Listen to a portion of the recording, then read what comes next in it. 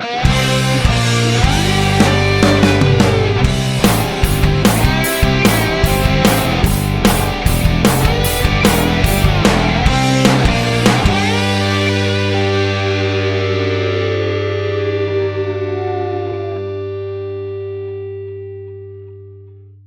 and welcome to another episode of HonestAF Show with me, Daniella Clark, and we have a special guest today. Who is our special guest? Lisa Goich-Andreadis, former producer. HonestAF Show. That's correct. Thank you, Lisa, for coming in a pinch for us. The lovely Barbaranne Wild is out on tour with Zakk. Fun. Yeah, they're in Europe. They're gallivanting all over Europe. She's been sending me pictures. She's in Paris right now. She's loving it. Oh, I'm jealous. I know. They're running around Europe. They're both working.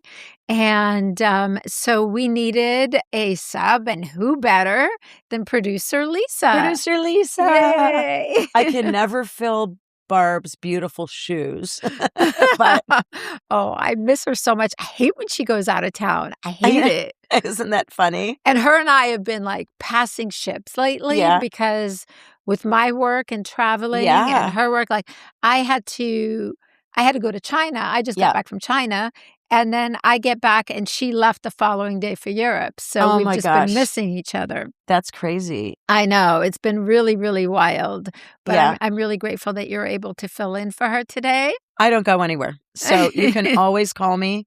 Oh, that's a lie. I was in New York a couple weeks ago. Yeah, but you're always busy too. You always you're working with the Grammys and you're doing so many things. Yeah. I do this Grammy consulting business now, and the Grammys are this coming Sunday, the February 1st, whenever I know this airs. This will air prior or after? This will air prior. Prior. Yeah. Okay, yeah. So the Grammys are February 1st. So I have a Grammy consulting business, and we're quite busy. We have 27 nominations this year with our clients. Yeah. Anything exciting that we should know about? I don't know. A lot of our stuff is confidential, but we have two things in Album of the Year. We have a Song of the Year that is featured very prominently on the front of this building that we are in right now. And we have a lot of cool clients. So good. Some big ones. So it's nerve-wracking. Yeah. You know, I used to work for the Grammys, and it was more of a, I managed jazz and comedy for the Grammys, so it was more of a administrative role, right? I was a director there, but it was more administrative work, and you have to be neutral about everything. You can't choose favorite people. You can't post things like, oh my God, this is the best album. You have to listen to it. Yeah, you can't be partial. No. But now I love that I can be that, but also that I get to work with clients who I love, that I can be super passionate about and excited about. Oh, that's great. That brings with it nerves, because now I'm so nervous about the show and who's going to win. You can only try your best. You can't make any promises. I think you guys need a new category, and it should be podcasts, and I think we should be. Can I tell you? Don't laugh. Don't laugh. Well, was it the Golden Globes this year or the Critics' Choice? One of the two, maybe in the Golden Globes, have a podcast category now. And I, with a podcast background, have been pushing. When I was at the Grammys, I'm like, we should have a podcast category. And people would make proposals or say, do you have a podcast category, or try to submit things?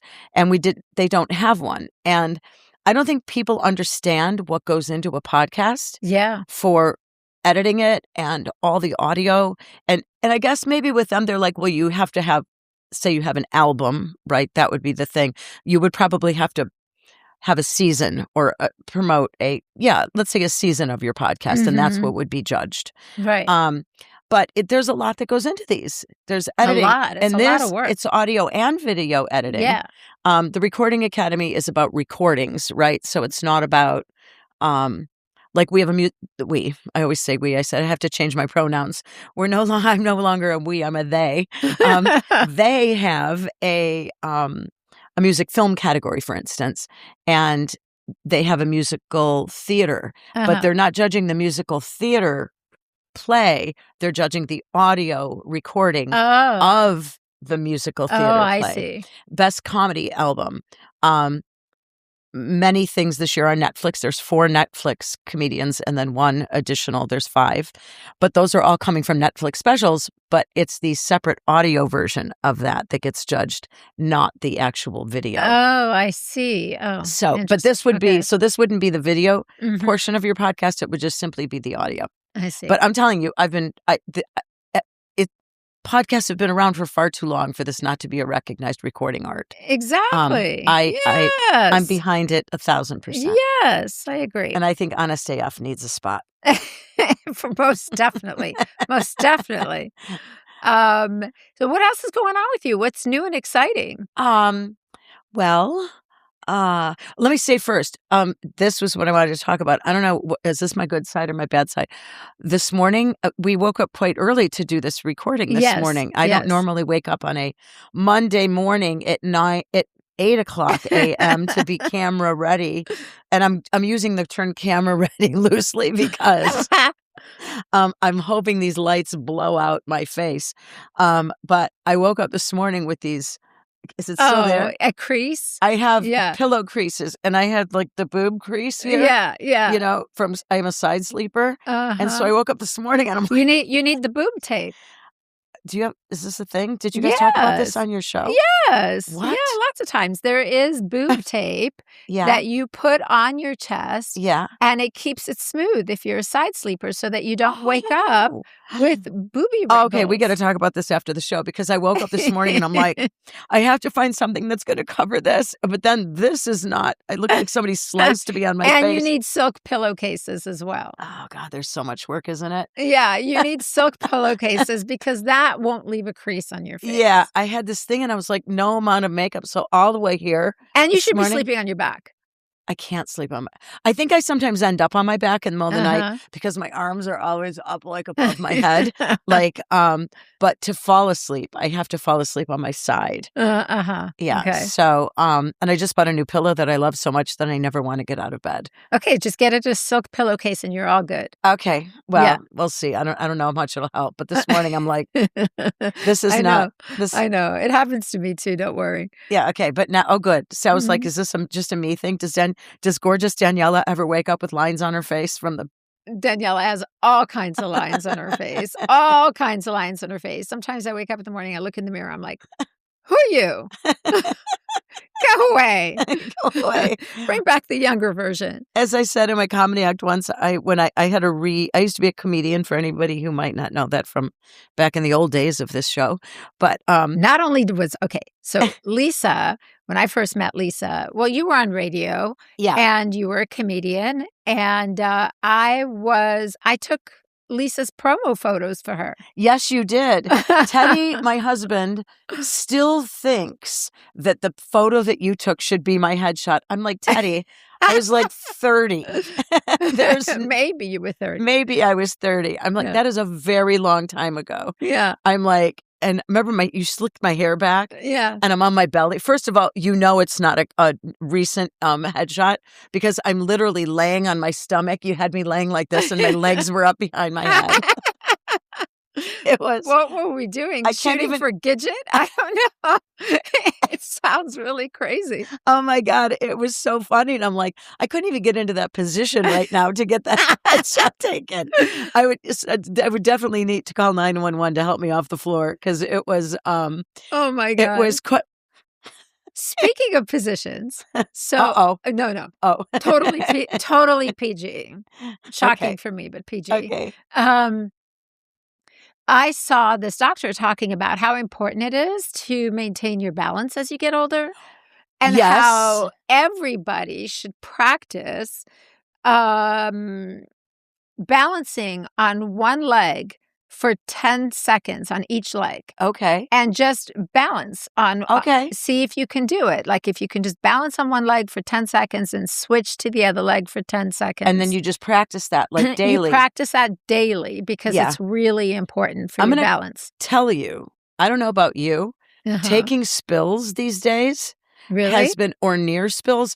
I had one actual fall in the bedroom. No. Yeah. And I tripped, I think the darn dogs, the rug that's in the bedroom was like slightly up. And I had these big Uggs slippers that are a little bit too big for me, but they're comfortable. And I think between the slippers and the rug, I had this it was one of those airborne moments. Yeah. And normally you can right yourself. Yeah. I could not right myself. And I ended up it was hard fall. Hit the elbows, hit the thing, hit my head on the dresser. Here's my husband. Teddy is he just happens to be walking down the hallway as I'm falling. So here's the door. And then he just sees this part, right? And then I'm like, he goes, "You okay? That was a really hard fall." Keeps walking. I could have been dead. But you weren't. I wasn't dead. Yeah. And I'm like, "Teddy, I hit my head. This could be a concussion." And he's like, "You'll be okay. You'll be all right." I had like bruises on my elbows. It's a real thing falling. Like you don't have I don't have my. You don't have your balance, your equilibrium's off. No, because you have to practice. Yeah. You've got to practice. They have like balance classes, Pilates. Pilates really teaches you balance. I do love Pilates. I was taking Pilates, and then two of the instructors I really loved left. And then I didn't love any but the other people that were left behind. So now it's just Pilates is really important because it really does teach you it first of all, it strengthens your core. Yes. Which your core is what you need to keep your balance. Yes. And then it teaches you balance because you got to balance on the reformer. Because if you face plant on the reformer, it's really not going to be pretty. And that hurts. Well, I loved Pilates, and I love the stretching of it. Yeah. Because like that was the best part to me, like how you're doing positions that actually like make your back crack even when you just lift your legs up. It's so great. And then I started going to stretch class. Yeah, stretch class is great. Stretch lab. Yes. Yeah, great. Love that place. Yeah, that's really great. That feels good, right? That feels great. It's a luxury, I realize, to be stretched by somebody. And when I'm feeling not as fruitful in the wallet, I just say to my husband, I'm like, "Teddy, can you pull my legs?" I always just have him go pull my legs. And it sounds weird, but it feels really good. Yeah, it does. It feels good. That's old people sex. I'm like, "Can you just pull my arms?" Can you pull my legs? God. Here, Ted. Oh, that's great. That feels good. Great. That's hot. I saw so a couple of our friends, everybody's been like falling apart lately. It's not funny, but it is. But everyone's like, "Oh my God, I just like tore my Achilles heel. I wasn't even doing anything. I just like moved my leg a certain way and boom, there it went." And then someone else is like, "Oh, I don't know what I did, but I threw my shoulder out." Oh my. And I was watching something on Instagram yesterday that said, "I'm just a fart away from having a heart attack." Gilby and I were dying. True. Gilby read it to me. He's like, "Daniella, you got to hear this." That is dying. It's true. Like, do you ever, because sometimes like literally you can sneeze and pull something in your back. Yeah. And it's like, I'm like, well, exercise. Yeah, I'm starting. You've got to do strength training. You've got to do balance training. You've got to do it all because it is, as you get older, you can't go easier. You got to go harder. Yeah, that's true. Yeah. My dad lived to be 99 and my mom lived to be 85. And my mom... You've got a good track record then. You've got a good pedigree. I do have a good pedigree. However, here's the difference between the two of them. My mom died first, and she was not active. She liked to sit on the couch. She had one of those, this is pre... phones, like smartphones. And because she loved her little flip phone that she used to have. She could she could text you with the buttons. Remember when you had to go like, AB. Yeah. Like LMN. The Blackberries. Yeah. Where you had to press down on the button like 3 times because you were using the numbers to get the letters on the text. My mom was a champ at that. But she had one of those like poker player and the slot machine little portable things. She would just sit on her couch all day long and play poker. I'm like, if she was around during smartphones, she would have loved these things. Like she would absolutely love it. They're so entertaining. Yeah. So she was not very physically active. I mean, but she did like clean the house and do all kinds of stuff. So I shouldn't say, I mean, she wasn't like a slug, but my dad, on the other hand, bowled, golfed. When he went to after my mom died, we sent him to like an independent living place. So he could just be, at least his place was taken care of and he didn't have to worry about that.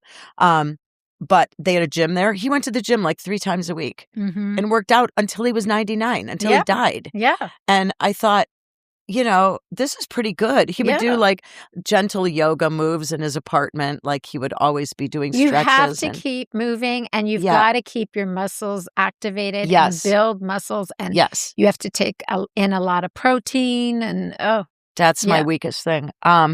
Although I've been drinking protein shakes lately because I'm a vegetarian, so I don't get a whole lot of animal protein. There's great protein bars. There's cottage cheese is really high in protein. Yogurt.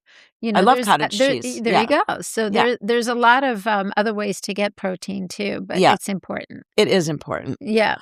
Speaking of which, and then we have to talk about your trip to China because I want to hear about it. Because you went to China. Yes, I did go to China. And actually, what you were talking about when you were saying, we were talking about how phones are so entertaining. Yeah. I have never felt so disconnected in my life because... Really? Well, I went to China for business. I was there for a week. Oh my gosh, the flight was harrowing because it's a long, long flight. You connect, I'm assuming, somewhere, right? Well, I flew from LAX to Hong Kong. Right. And I was in, so that's 16 hours to Hong Kong, 2.5 hour layover in Hong Kong. Whoa. And then another 2.5 hour flight to Shanghai. So at this point, you've already flown, 24 hours. You've been traveling 24 hours. I got into Shanghai, and by the time I got through immigration and customs and got my luggage, it was now 1:00 in the morning there. Drive 2.5 hours to Hangzhou, which was the area where I was working. So it was a long 2.5 hour drive. Yeah, it was a very long trip. And wait. Whoa. So, but when you're after in China, all of that, you can't use Google in China. So there's no Facebook, Instagram. You can't barely check your emails. They're on a whole different system. They don't allow Google there. So you can't even because you can't get internet there, right? Like you're not allowed to get information, basically. Basically, you can't get Google there. So they have a different system there. So that was very difficult for me because, you're at night after working all day. You want to go on your Instagram and see what's happening. See what's going on. And it makes you feel like you're home. Like it gives you a connection. Yeah. So you do feel a little disconnected for sure. But the craziest part of my story was, I never got to see China very much because I just worked the whole time I was there. I was working from early in the morning till, all day. And then by the time I got back to the hotel, it was later and it's dinner and it's, Yeah. So that part of it wasn't that interesting. But the interesting part was when I left. Because when I left China and I was supposed to go to Hong Kong for a couple days, and then come back to LA. So I left early in the morning, drove 2 hours to Shanghai Airport. Right. Got to Shanghai Airport and went to check in for my flight. And they told me there was something wrong with my visa and I was not going to Hong Kong. And they were not letting me on my flight. What? Yes. So at that point, I was like, uh-oh. And how do you even remedy that? Like, how do you remedy that? You can't Google. You can't Google. And you can't speak Chinese. No. And the people I was talking to at the desk were very limited on English. Right. So that was really difficult. Would you have to deal with the company that you were there working with? Well, what happened was I ended up...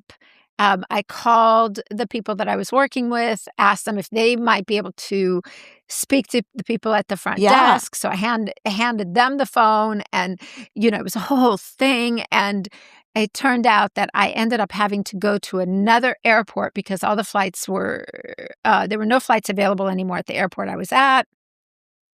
And so I had to transfer to another airport. How far was the airport? Another hour away. Oh, my God. And you're in a place that you've never been that you don't know at all. Yes, exactly. Yeah. And so I had to rebook my ticket. And whoa. And I couldn't really get online. It was such a thing. But so I walked outside of the airport to go to the next airport to go catch a taxi. Well, you go try and catch a taxi when nobody speaks English. Oh, my And I gosh. had to tell him that I need to go to the other airport. And they were just looking at me. So I started to look around. By the way, there's like a blizzard coming in at this point. I'm standing outside the airport. I looked like I'm totally going to age myself. But do you remember the movie Private Benjamin? Yes. With Goldie Hawn. Yes. And she's like, I just want to go home and be my own shower. Yes. You know, I just want to do my own thing. And so I'm standing outside the airport with 2 huge big bags of luggage. Oh my There's God. like a blizzard coming in. And I'm like, what do I do? What do I do? No one even understands me. So I looked across the street and I saw that there's like a connecting hotel across the street, a Hilton. And I was like, oh they've got to speak English over there. Yes. So I'm lugging and I'm fighting this wind. And how many bags did you have? I know Daniella probably travels heavy. I don't normally. Okay. But for work, I do. Yeah.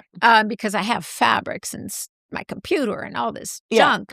And so I lugged all this across the street, and God. I barely weigh 100 pounds wet. Yes. And I'm lugging 100 pounds of luggage, fighting the wind, and I walk into the Hilton, and I must have looked a sight because my God. I mean, I've got my faux fur on, I got my big sunglasses. You're coming in like a movie. I mean, I really look a sight. And so I lugged my luggage in and I ran to the front desk and I was like, can you help me? Do you speak English? And she said, a little. And I'm like, good enough. Right. Can you help me get a taxi to go to this other airport? And she said, yes, I can. And I was like, great. She's like, I call you a taxi. Wait outside. All right. Yeah. So I'm waiting outside. And this little old man pulls up in a taxi. Uh-huh. And when I say old, I mean, he must have been about 100.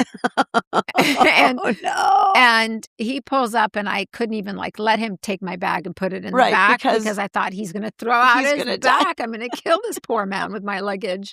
Right. So I'm lugging my luggage into the car and this man is chain smoking in the taxi. And apparently he has an addiction to tangerines because the entire back seat is filled with tangerine peels. And I'm just sitting there smushed across all these tangerine peels and the chain smoking. And at this point, I'm like, I don't care. Right. Just get me to the airport. As unglamorous as this picture is, I could care less at this point. Right. So I get to the airport and he drops me off and I couldn't be more grateful to this man. He drops me off and I immediately I'm looking for the United Airlines, American Airlines, whatever, where they speak somewhat English. I booked it over to United Airlines and I'm like, can you please help me get back to the United States? I couldn't leave out of the other airport.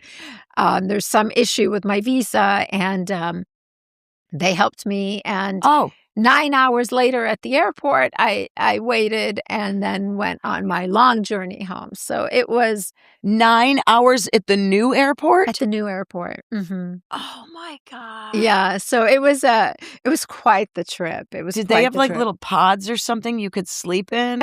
Or no, but I was in the lounge, so it wasn't so. It wasn't so hideous. I really can't complain too much. Right. But it was a long journey home. Whoa. But so I made it back I'm scratching China off my list. That's going off my bucket list. I mean, it was intense, but it's different. It's so different when you go on. You and I were talking about this. before we were recording. But it's so different when you go visit places on vacation than when you go for work. Because when you go on vacation, you know, it's romanticized and you see only the best parts of it. Yeah. And, you know, it's so beautiful and the food and the this and the that. And it's gorgeous. Yeah. But when you go on business, you're not necessarily staying in the best places, doing the best things. You're just there for work. You're in and out. It's not as glamorous as one would think. Well, it's like when our husbands tour. Yeah. And they never even know where they are most days because, and people are like, oh, you get to go see the world and you get to do all these things. Well, they're like, I mean, Teddy, I have this funniest clip of Teddy. So for those of you that don't know, if you don't remember Lisa on the show, Lisa is married to Goich-Andreadis, otherwise known as Teddy Zigzag, who was the keyboardist in Guns N' Roses when Gilby was in it. And that's how I know Teddy. Yes. And that's how I met Lisa, was through Teddy. Teddy is part of some of my favorite road stories from back in those days, because there were many nights when I would see all of your husband. Oh my God, I don't think you know that. All of him. So I do not need to hear that. There were some really fun times with Teddy. There was one time in particular that was hilarious, where it was after a show and we all went back to the hotel. I think we were in South America somewhere. Mm-hmm. And they had an indoor pool. Oh, geez. At the hotel. Uh-huh. And everybody was out of their minds at that point. It was after a show. Everybody had been drinking all night. Well, and that was in the days when all the guys in that band were not sober. Sober wasn't in anybody's vocabulary at that time. I don't think anybody had heard the word sober. No. And everybody was just out of their minds that night. And it was somebody's idea to go skinny dipping, all of us. Oh, geez. Band, crew, right? Wives, girls du jour, I don't know, whoever. And I think it might have been Teddy's idea, because I think he was the first to go in. And of course he was. Of course he was. Teddy is not ever afraid. But back in those days, he was thinner than he is now. All of us were. Yeah, everybody was. Right, right. What are you talking about? But he'll go out, like, you know me. Look at me. I'm here wrapped in swaddling clothes so that nobody can see my belly. Teddy will literally go outside, like if he has to move a car, like in his skivvies? He'll go outside in his shorts with no shirt on and go move his car. And I'm like, Teddy, like, put some clothes on. And we used to have this neighbor that lived across the street that was like really good looking, and all the ladies would, like, they'd all come out in their lingerie. Yeah, everybody. He was really cute, right? And really well built. And he'd go out and he'd cut the lawn, like he'd cut his grass himself. And he didn't have gardeners or anything. He'd cut his grass himself with no shirt on. And so all the ladies would be sitting in their windows watching this. And then here comes Teddy coming outside. Teddy. Trying to be like he'd come out, and our neighbor Shaw, God rest her soul, Shaw would yell down the street. She smoked a lot, and she'd yell down the street, "Put it away! Put it away!" How rude!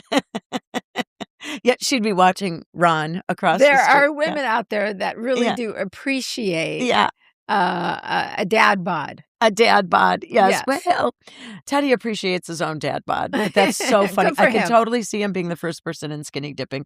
He showed me some videos. We have videotapes because he had a camcorder, like a little camcorder on the road with him. Teddy was always taking pictures. Yeah, during that entire tour. Yeah. He's got some golden I really nuggets. Would love to see them. Why don't we do a movie night one night? We should do a movie night for you guys. I would love that. Yeah, it is. By the way, you can transfer all those. We've tried, like, we want to, but we have to do it carefully, because I'm telling you, you don't want some of the stuff that's on these to get out. If anybody got wind, if there was a technician who was, this is gold. I'm telling you. We watched, did you come over? We had a Thanksgiving once at our house and Teddy brought the tapes out. No. And there were some things going on in the background of one of these tapes that should, and I'm not gonna name names. Oh, I wish you would. But there was, I can't now. I'll tell you afterwards. But there was something going on in the background. Was someone with really curly hair and a top hat? No, no. Oh, geez, I wonder who that is. No, it wasn't. It was somebody more behind the scenes. Yeah. And okay. And this other person was. Sometimes the behind the scenes people were wilder. Oh yeah. Yeah. Oh yeah. There was stuff happening. Yeah. And I'm like, oh my God. Hurry up. Get through this part really fast. And then there's Teddy has one video of one of the band members. Spill it. No, I'm not going to say anything. Look, I tried. I know. You tried. One of the band members they're like in a hotel room or something. But this is in the days when they were doing a lot of stuff, right? Like drugs or whatever. Yeah, a lot. So everybody's like passed out, right? And this one band member is like passed out against the wall. Oh, I know who it is. And yeah. And Teddy, and there's this like stripper girl in the room. Yeah. And nobody else is in there. And there's literally, I don't even know, I can't even remember if there's music, but the girl is just like dancing, right? She's just like, and like this. And Teddy's just videotaping her dancing and he's like talking to her. You know Teddy. Yeah. And if anybody doesn't know Teddy, Teddy's the kind of person, where are you from? You know? What does your dad do for a living? He's asking her all these questions with this other person passed out in the corner. And it was like the most surreal scene. I'm like, this is such a great scene for a movie and there's just shit strewn all over the place. Oh yeah. Like there's bottles and food cigarettes, containers. Drugs. And then here's Teddy. There's some kind of food in the foreground. And Teddy's, of course, eating whatever is left over and warm and probably full of botulism. He's just like, you can just see his hand go in and he's eating it while he's videotaping this girl dancing. And I'm like, what is this crazy scene? It was really like, he's got some golden nuggets. And we'll have to have you guys over. If we could find somebody. There is so I'd have to sit with them literally and make sure that they're not copying it for their own pleasure. They're not making any copies. Because if you were to get this on the black market and sell this stuff would be worth a lot of money. Yeah. To somebody. I don't know who, but. Yeah. Well, you probably couldn't get that converted because I think there's because I converted everything I had, like all Frankie's, like, baby those videos, those little mini, those little cassettes from those huge big things that we all carried on our shoulder. Yes. These apartment buildings that we carried on our shoulder. Well, I got all those converted by a company called iMemories. Oh. So I had all of that stuff digitized, but I would assume that if it's anything pornographic or, dodgy in any way, that you can't. Yeah. And let's just say, a lot of it was not pornographic. A lot of it was just, and it's cool because it could make a documentary. Yes. Like there were the times like was it Brazil? I mean, there was everything. So, but where the bus was getting like, oh yes, that was. They have that. He's got that on video. I have pictures of all of that. That was the most. That was so scary because when we would go into Argentina or Brazil or any South American country, the fans there were so passionate and so wild. Yeah. They would go completely mental for the band. Yeah. And I remember in particular, the incident you're talking about is we would get in these vans and the vans would have curtains on the windows. Yeah. And so we would be in the vans and we were going to a restaurant. We were going to dinner. Mm-hmm. And the band and all the girls, we were all in the van. And we were at an intersection and the kids were flying by in taxis and they were all hanging out of the taxis and screaming and screaming. Because they obviously knew who was in the... They knew. And because there would be these crowds that would be outside the hotel all day and all night. These crowds would form outside the hotels. And it was the biggest band of the time at that time. At that time, Guns N' Roses was the biggest band in the world. Yeah. And it was a huge tour. Yeah. And it was during the Use Your Illusion. Mm-hmm. And I'm talking probably 91, 92 at that time. And when I say crowds outside the hotel, I mean thousands of people. Yeah. And they would have to put barricades up between the hotel entrance and the hotel, like these huge barricades to keep the crowds people out. Away. Right. And so we would be pent up in these rooms for days. We couldn't really go anywhere. And so all of our doors would be open to our rooms, and we would walk in and out of each other's rooms, and we would make the entire floor of the hotel like a party. Right. And we would all just kind of walk around in bathrobes or in our skivvies and go in and out of each other's rooms. Sometimes you'd see things. Sometimes you'd walk right out in shock. Sometimes you would just go, oh, okay, that was interesting. And you'd leave and you'd walk out backwards. That's so funny. And, keep in mind at that time, I was like 21 years old. Yeah, you were a baby. I was a baby. And so they would have these crowds and they would keep them at bay. So when we would leave, we'd usually leave out of the service elevators, out of the back of the hotel and not go out the front because you couldn't get to the crowds. You just couldn't. But someone would alert somebody. Someone would eventually see us leaving and alert the crowd. So the crowds would all hop into the vans and they would hop into taxis and they would follow us to these restaurants. And so I would like peek out of the curtain and I would see all these people going crazy in their cars.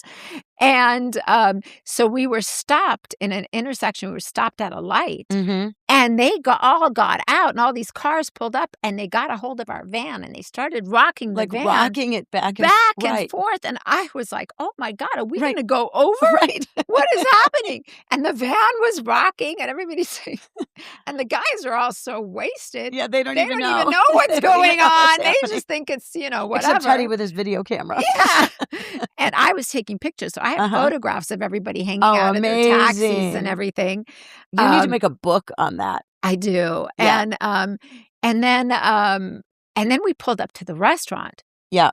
And when we pulled up to the restaurant, the doors of our van opened. And as the guys were getting out, the crowds rushed us and came into the van. And all I remember was everybody just going backwards on their back. Like all those people on top of them. God. Yeah. So it was pretty wild. Those were some really crazy wild times. And you would get your hair pulled and your clothes were pulled off of you. Your necklaces were pulled off of you. Whoa. Everything was pulled off of you. You would literally walk into the restaurant and your hair was like on end. We're like, whoa, that was a lot. But yeah, I mean, but I what look a back time on those times, and what a time. I think I am so lucky to have experienced that because it was so cool, and it was like the closest you'll ever get to like Beatlemania. Yes, know, it was really an incredible time. Yeah, I bet. Like I didn't meet Teddy for like 3 years or something after that. So I think the first time I met you. Mm-hmm. Was at what was his name at his house? Famous. Oh my God, what is wrong with me? A musician? No, he was like a famous producer or director. Bob Evans. Robert Evans. Bob Evans. Yes. I met you at Robert Evans' house, which that alone. Oh my God. That is a whole separate story. We'll save that for next week's episode. Yes. Oh my God. Yeah, because Slash at the time, when he was married to Perla somehow had some connection with... I don't even think he was married. He wasn't married to Perla yet. Oh, maybe that Slash was when just he had knew first him. started. Oh, so was it Slash that knew Robert? Yes, it was prior? Slash. It was Slash and Perla.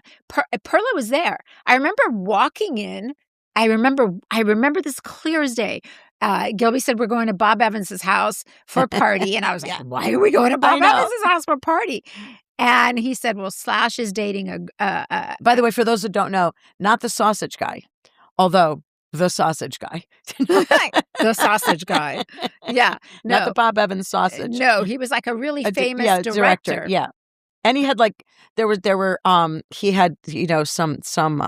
He had very saucy parties. Oh, yeah. He had a round bed. Did you go in the bedroom? I never went in. Why would I go in his bedroom? I don't know. Teddy started wandering around the house, and so we just started wandering around. I remember walking in, and the first thing I saw was Perla sitting on top of a piano. Yes. And I think Teddy was playing it. Teddy was playing the piano. Yes. And by the way, so yeah, this is my moment in Robert Evans' house. So Teddy's playing the piano, right? And Perla's on top of the piano, and there's mayhem happening, right? Nobody says anything. Lisa sits down at the piano when Teddy's done playing, and I start playing, and some assistant guy comes over and goes, you can't be playing the piano. This is like, I got completely scolded for being in the room playing the piano. I'm like, were you here 5 minutes ago? Well, because Perla was scantily clad on top of the piano. It was a little bit more entertaining. But than me playing Don't Let the Sun Go Down on Me. Oh my God. One of the only two current songs I know that aren't classical music. Yeah. Those were the days. Yeah, that was crazy. Debauchery. That party, to be at, remember his hallway? He had all those pictures of like his entire life and career with like super famous people. Yeah, I mean, like every Hollywood big name was on those walls. And then it went down to his bedroom. That's how we started going. And he had a round bed in his bedroom. We did not sit on the bed or anything, but Teddy just wanders. He doesn't care. And we just started going through the house. I wandered around the Playboy Mansion once. That was really? my wondering. I was like, I want to see what goes on over what goes on in the real rooms, right? Yeah. Well, it wasn't, I mean, Bob Evans's was probably not much different, although I don't know what. Well, remember in the guest house, Val Kilmer lived. I don't remember that. Yes. He lived in the Didn't guest Val house? Kilmer just die, right? Yeah, he died. Yeah, I believe it was Val Kilmer who lived in the guest house, and he was there when we were there. Oh, wow. There were all kinds of interesting people. Yes. I think James Woods was there, too, when we were Could have there. been. Yeah. Could have been. Yeah. And so, and I was a really wild time. I know. And I was fairly new to this world. Yeah. Right? I mean, I was a comedian, so, any of my famous friends were comedian people, but not like big Hollywood legends. So for me, this was like a really big deal going, I got to remember all this because I have to go home and write about it. Yeah. That was quite a treat. That was really a wild time. Speaking of comedians, have you seen the new Eddie Murphy documentary?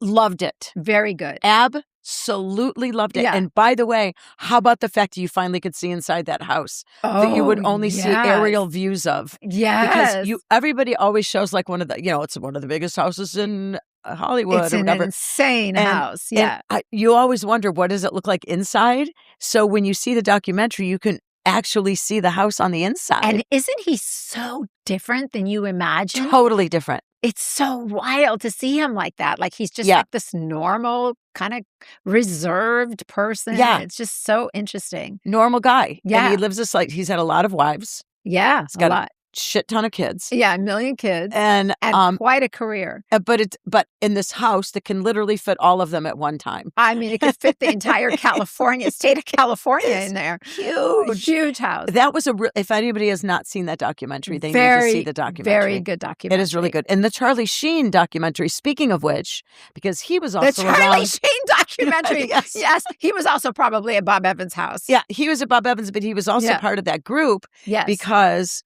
one time when Teddy was after Guns N' Roses, Teddy was in Slash's Blues Ball. And we were in Seattle. Yeah. And he flew in with this group he was friends with Perla at the time. And so he flew in with all these ladies. And we were in this hotel room. And Teddy and I we were in a corner with Charlie Sheen, who at the time was in his more drinking stage. Yeah, in his Charlie Sheen stage. In his Charlie Sheen stage. I will preface this by saying, could not be a nicer guy. Yeah. Could not be a nicer, cooler guy in the whole world. But I remember he was wearing a silk shirt like silk actual pajamas silk. or Yeah, but it was a shirt, but it was just silk.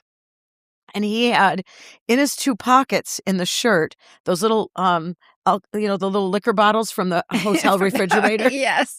And they weren't capped. So and they were open. They were open Were in there his straws pockets. in them? No straws, but he would just pull one out and take a sip, right? But when he's moving around, the stuff is sloshing around in the little tiny bottles. So he had these big circles because silk spreads liquid really quickly. So he had these circles of liquor here. Absolutely stunning. And he's talking to us the whole time and very, very eyeball to eyeball contacting. Nicest guy, but I could not stop staring because I'm like, it's getting bigger. It's getting bigger. The circles of liquor are getting bigger. But he was so kind. He walked us downstairs when we were getting ready to leave because we were staying at a different hotel than Slash was staying at. And so we had to get in our cab to go back to the hotel. He called the cab. He flagged the cab for us and he paid for our cab. He said, here's whatever. He gave the driver $100 or something. It was take them to where they need to go. Yeah. I was like, he doesn't know us. But he literally kept talking to us all the way downstairs, all the way in the elevator while we were waiting for the cab. And so when I saw the documentary, I was like, I only want to see good stuff because I always have this great memory of him. Yeah, the documentary was great. I thought it was really good. It was fascinating. It was fascinating in the sense of that man's got 9 lives. Yes, how is he still alive? It's unbelievable. Yeah, and he was himself in the documentary. Yeah. He really exposed all the he held nothing back. He held nothing back about his life, which I really loved. There were no lies. Yeah. It was all the truth. Yeah. And it made you just want to hug him, right? Yeah. I just was like, oh, come here. I just wanted to hug the guy. I loved that documentary. Yeah, it was very good. Yeah. But speaking of those little hotel room refrigerators, I remember when we were out on the road, Gilby would say to me, whatever you do not let any of the guys, if they want to come party in our room, do not encourage that because they will drink everything out of the hotel room refrigerator. And you know how it's 100 times more expensive because it's in the hotel. And he was like, they will suck our refrigerator dry. Right. It's cheaper to go down to the lobby bar. Right. Oh my God. It was so funny. Those things that you and learn then you guys when would you're on be you guys would be on the bill for having to drink all the liquor in the refrigerators. Exactly. Okay. So Barb and I, as you know, always do this segment, HonestAF. So it's time for HonestAF. Oh, cool. Even though we've already given a couple. Yes. We've given the Charlie Sheen documentary and the Eddie Murphy documentary. Yes. But I just got hip to this series that has been around for a long time. Mm-hmm. We just found out about it. Gilby turned me on to it. Lisa, if you haven't seen it, I have been pissing myself. Really? Pissing myself. It is so funny. What is it? I can't remember what it's called.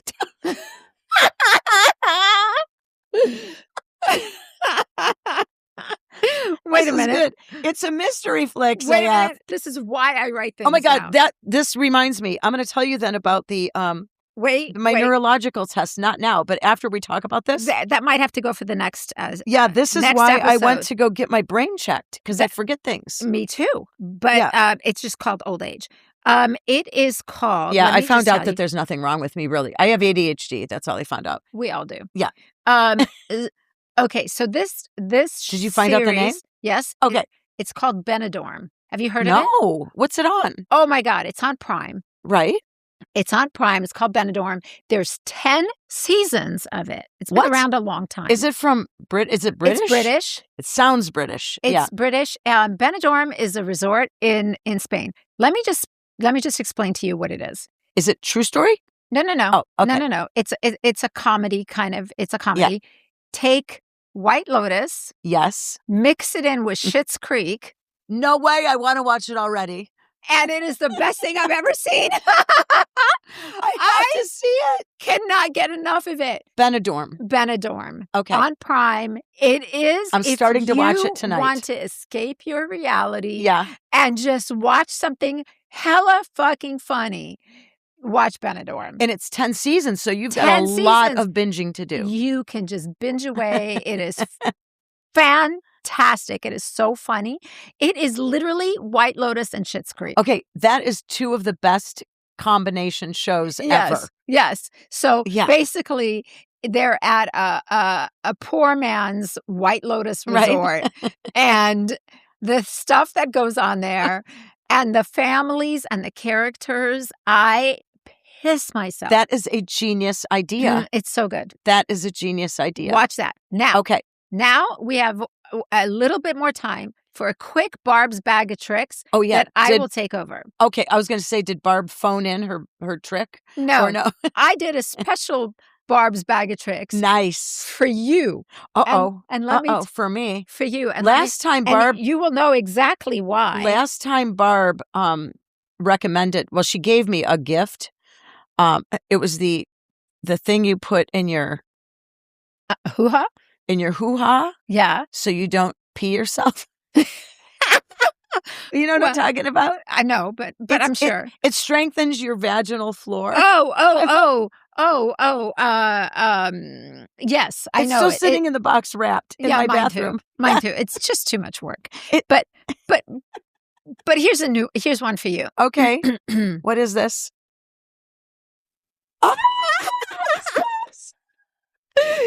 It's my dog. Oh, Millie, rest in peace. My dog, Millie. So Lisa had a dog called Soft Serve, and I won't tell you why, but it used to gross me out. But Millie. But anyway, I saw this and I thought of you. I could not resist. That is hilarious. Soft Serve. Soft Serve.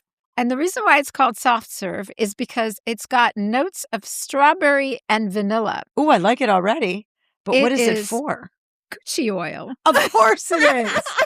We can't get away from the coochie. It is coochie oil. It is hydrating, softening, anti-aging.